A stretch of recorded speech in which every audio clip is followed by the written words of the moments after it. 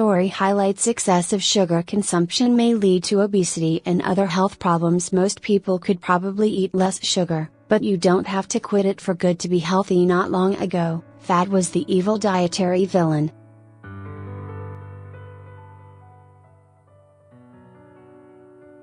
Before that it was salt. Now the sugar-free diet has exploded onto the health and wellness scene, and seems to have topped many people's list of New Year's resolutions.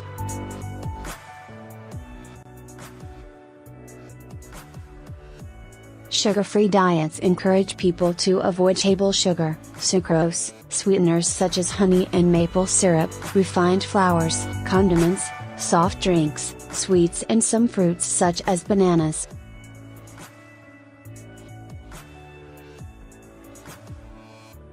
Some also recommend eliminating or restricting dairy products. The diet's advocates rightly note that excessive sugar consumption may lead to obesity and therefore increase the risk of type 2 diabetes, heart disease and some cancers.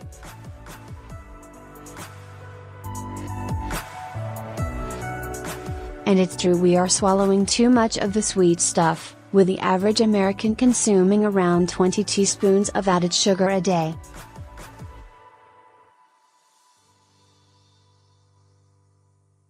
What happens to your brain when you give up sugar? But you don't need to quit sugar to lift your game on healthy eating.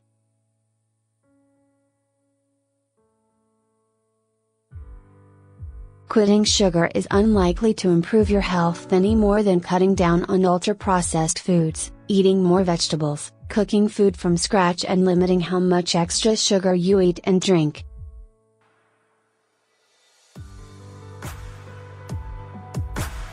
Read more at best. The sugar-free diet is confusing and imposes an arbitrary set of rules that aren't based on scientific evidence.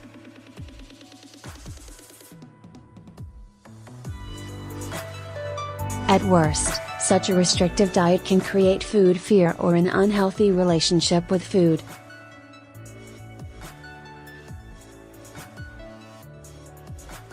Diet mentality. The sugar-free diet is restrictive, with lists of allowed foods, such as whole grains, blueberries and grapefruits, and not allowed foods, such as white bread, bananas and raisins.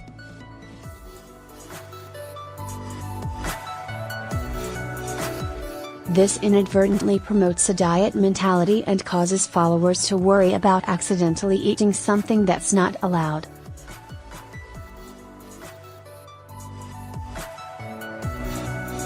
People who worry about food are more likely to diet. This may be because they are worried specifically about their weight, or about the impact certain nutrients have on their health.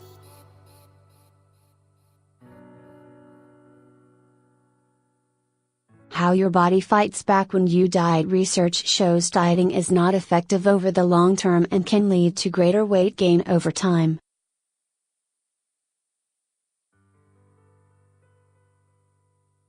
The brain interprets dieting and restriction as a famine, which causes the storage of fat for future shortages.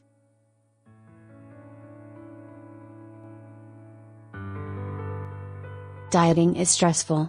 In response to this, our body releases stress hormones such as cortisol, which may cause the body to store fat, particularly in the abdominal area.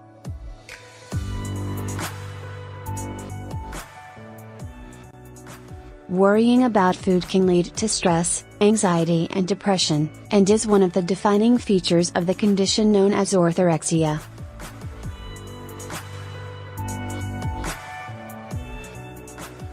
Sugar in the diet may increase risks of opioid addiction. Orthorexia is the overwhelming preoccupation with eating healthily.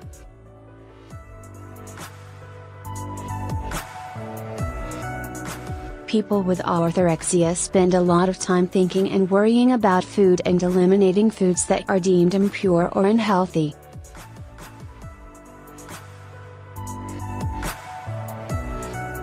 Some experts suggest this behavior is a precursor to, or a form of, an eating disorder.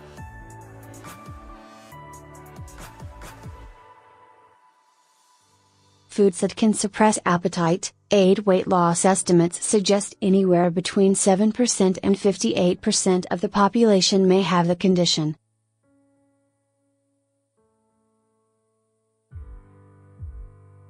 There are no clear diagnostic criteria, which makes it difficult to measure its prevalence.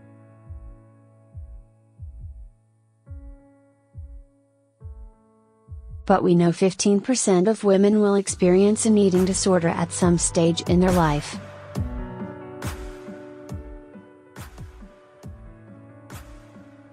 So we need to ensure nutrition advice, however well-intentioned, doesn't promote or encourage disordered eating.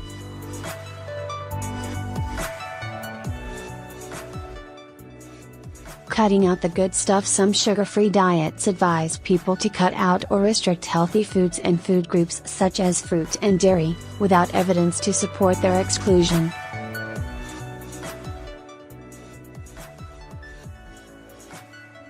This perpetuates the food fear/dietary restriction cycle and may contribute to nutrient deficiencies.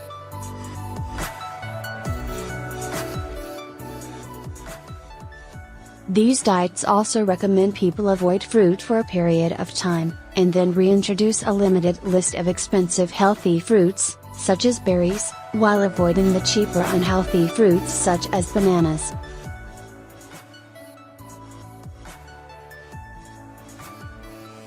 Fighting salt and sugar cravings. With spicy food, whole fruit is a wonderful source of fiber, essential vitamins and minerals, as well as antioxidants.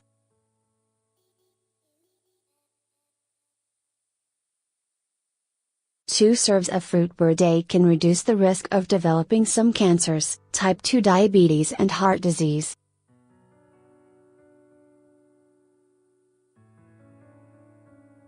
Given American adults only consume half their daily requirements for fruit, the advice to restrict fruit further could result in people missing out on these benefits.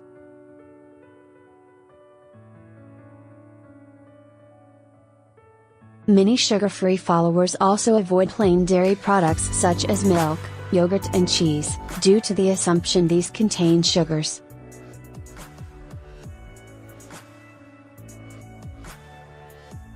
The sugar in plain dairy products is the natural lactose, a carbohydrate, which is nothing to fear.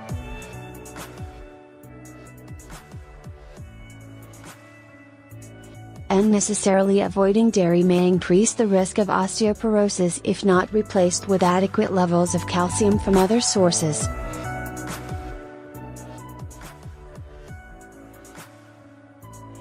Sugar replacement. Strangely, many of the sugar-free recipes use expensive sugar alternatives, such as rice malt syrup, due to its low fructose content, maple syrup, which is sometimes allowed and sometimes not, and dates, to replace sugar.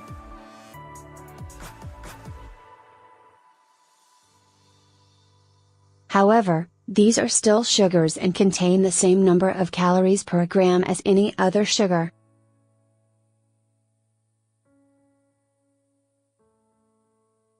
These alternatives offer no additional nutritional benefits other than rice malt syrup, which is a useful option only for those with a fructose malabsorption issue, and dates, which contain fiber.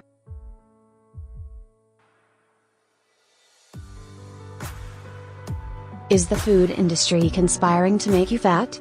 People often eat more of the food containing these alternatives under the guise of it being sugar-free, which could lead to unintentional weight gain.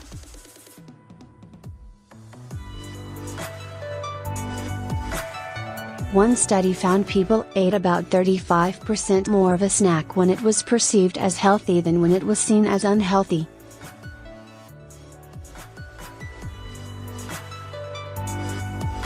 What to do instead? Eat plenty of plants, enjoy whole grains, beans and legumes. Fruit is your friend, not your enemy.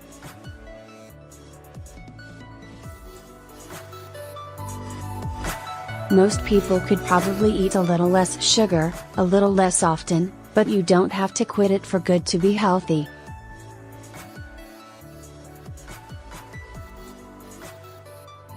Follow CNN Health on Facebook and Twitter. See the latest news and share your comments with CNN Health on Facebook and Twitter.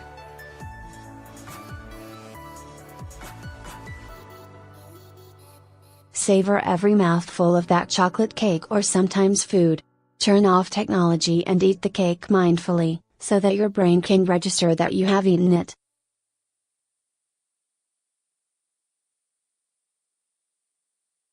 That way you can get pleasure and satisfaction from it, and you won't be craving it again an hour later.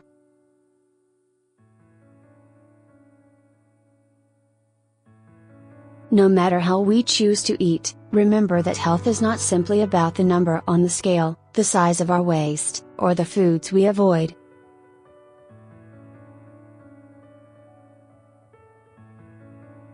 It's also about our psychological health and our relationship with food, which is just as important as our physical health.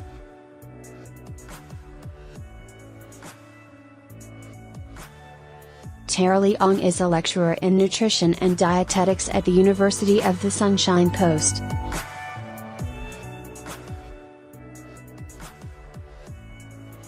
Copyright 2017 The Conversation. Some rights reserved.